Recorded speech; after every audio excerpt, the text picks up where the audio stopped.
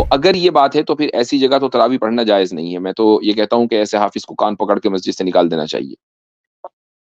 لیکن ایسے حافظوں کو تراویح پڑھانے کی جرت ہوتی کیوں ہے؟ یہ اس لیے جرت ہوتی ہے چونکہ پبلک ایسے ہی حافظوں کو چاہتی ہے، اور ان کو یہ معلوم نہیں ہے کہ بجائے اس کے کہ آپ ثواب کی امید اللہ تعالیٰ سے لگائیں، گناہ مل رہا ہے آپ کی اس حرکت کی وجہ سے.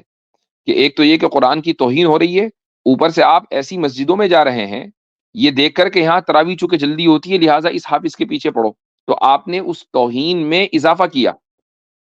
اللہ تعالیٰ کی کے کلام کی تلاوت اس طرح کرنا یہ اللہ تعالیٰ کے کلام کی توہین ہے. جی میرا ایک سوال ہے مفتی صاحب. جی جی سوال یہ ہے کہ ہمارے یہاں جو تراویح پڑھائی جاتی ہے وہ بہت ہی اسپیڈ پڑھائی جاتی ہے، اس کی رفتار بہت تیز پڑھائی جاتی ہے. مجھے عربی آتی نہیں لیکن میں ورڈز بھی سمجھ میں نہیں آتی کہ وہ بول کیا رہے ہیں، تو اس میں کیا کروں؟ آپ تراویح پڑھنا چھوڑ دیجیے اس مسجد میں کہ جس مسجد میں قرآن کریم کا مذاق اڑایا جاتا ہو. اور ایک تو یہ کہ بھائی چلو ٹھیک ہے تھوڑا سا تیز رفتار ہے اور کہیں کچھ چھوٹی موٹی تجوید کی غلطیاں ہیں، وہ ضرور وہ کوئی مسئلہ نہیں ہے. یعنی میں نہیں کہہ رہا ہوں وہ ایک آئیڈیل سچویشن ہے، لیکن یہ کہ وہاں پڑھی جا سکتی ہے تراویح. اور ایک یہ ہے کہ الفاظ ہی سمجھ میں نہیں آ رہے، اس نے الفاظ کھا رہا، وہ 1 گھنٹے کے اندر وہ 3 4 پارے پڑھ لیتے ہیں اس طریقے سے.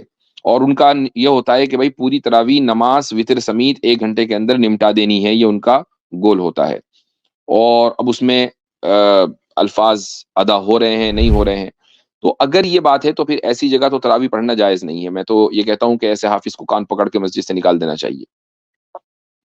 لیکن ایسے حافظوں کو تراویح پڑھانے کی جرت ہوتی کیوں ہے؟ یہ اس لیے جرت ہوتی ہے چونکہ پبلک ایسے ہی حافظوں کو چاہتی ہے، اور ان کو یہ معلوم نہیں ہے کہ بجائے اس کے کہ آپ ثواب کی امید اللہ تعالیٰ سے لگائیں، گناہ مل رہا ہے آپ کی اس حرکت کی وجہ سے. کہ ایک تو یہ کہ قرآن کی توہین ہو رہی ہے، اوپر سے آپ ایسی مسجدوں میں جا رہے ہیں یہ دیکھ کر کہ یہاں تراویح چونکہ جلدی ہوتی ہے لہٰذا اس حافظ کے پیچھے پڑھو، تو آپ نے اس توہین میں اضافہ کیا. اللہ تعالیٰ کے کلام کی تلاوت اس طرح کرنا یہ اللہ تعالیٰ کے کلام کی توہین ہے. اور آس پاس سارے مسجدیں ایسی ہو تو کیا کرے؟ گھر میں سورۃ الرحمن پڑھ لیں؟ آپ آرام سے علم ترا کیف سے پڑھیے، جہاں سے آپ کو یاد ہو.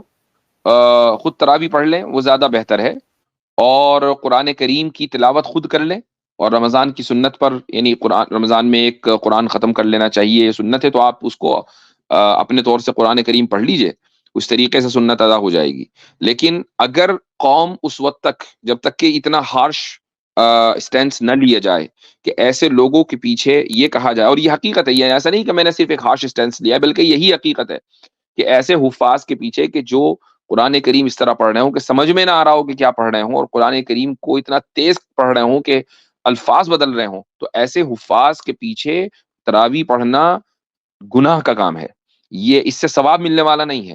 جب تک کہ اس بات کی تشہیر پوری قوم میں نہیں کی جائے گی مساجد کی اصلاح نہیں ہو سکتی.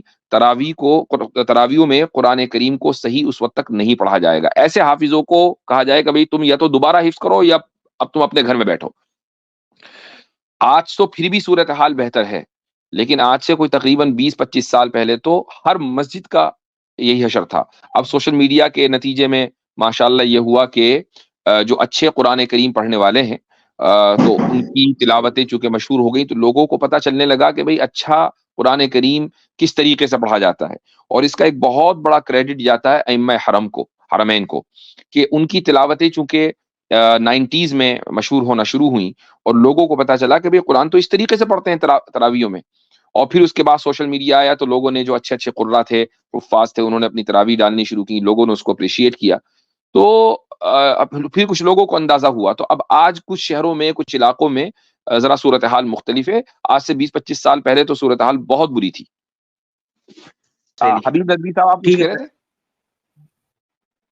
نہیں مجھ سے بس میں یہ ایڈ کرنا چاہ رہا تھا کہ ایسے موقع پر جو ہے پبلک میں بہت سے ایسے لوگ ہوتے ہیں، جب ایسی باتیں مسجدوں میں بتائی جائیں خاص طور سے جمعے وغیرہ میں، تو بہت سے لوگ ایسے ہوتے ہیں جو اس خطیب کے خلاف ہی ہو جاتے ہیں اور ایسے حافظوں کا ساتھ دینے لگتے ہیں. تو یہ ایک بہت بڑا میجر ہوتا ہے جو ایسے حافظ نکل کر سامنے آتے ہیں جن کو پبلک کا ایک بہت زیادہ سپورٹ ہوتا ہے. تو یہ ہاں بھی ظاہر وجہ ہے ہے۔ کہ اس طرح کے لوگ اپنی عاقبت تباہ کر رہے ہیں. لوگوں کو یہ سوچنا چاہیے کہ اگر رمضان میں ایک نیکی کا ثواب ملٹی پلائی ہوتا ہے تو پھر گناہ کی بھی اتنی شدت ہوتی ہے. جی یعنی جس طریقے سے ایک آدمی اگر نیکی کا کام کرے اور اس کو اس کا جو ثواب مل رہا ہے وہ 10 ٹائمز مل رہا ہے یا 70 ٹائمز مل رہا ہے یا 700 ٹائمز مل رہا ہے، تو اگر کوئی آدمی رمضان میں پھر گناہ کا کام کرتا ہے تو پھر اس کا جو اس کی جو سزا ہے وہ بھی پھر اتنی ہی شدت کے ساتھ ہے. تو لوگ اپنے گناہوں میں اضافہ نہ کریں اس مبارک مہینے میں، اور قرآن کریم کی بے حرمتی ہرگز نہ ہونے دیں. یہ ذمہ داری ہے ان کی. جی صحیح.